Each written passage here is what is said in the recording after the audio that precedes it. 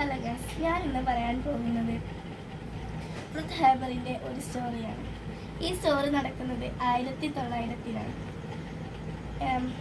ആ ഗ്രാമത്തിലെ ജനങ്ങൾക്ക് ഭക്ഷണം കിട്ടാത്തത് കൊണ്ട് കഷ്ടപ്പെടുന്നത് കണ്ടിട്ടാണ് സയൻറ്റിസ്റ്റ്മാർ ഒരു പരീക്ഷണം നടത്തി.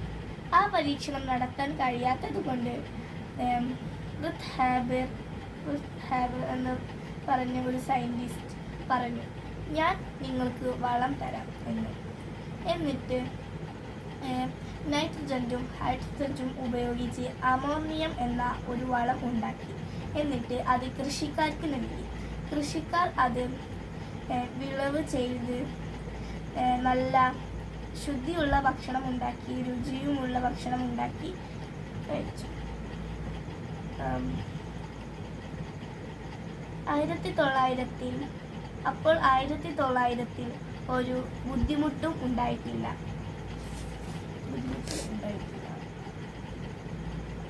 അതുകൊണ്ട് വലിയ സയൻറ്റിസ്റ്റായി റുത്ത് ഹാബറിനെ അവർ വലിയ സയൻറ്റിസ്റ്റായി തിരഞ്ഞെടുത്തു.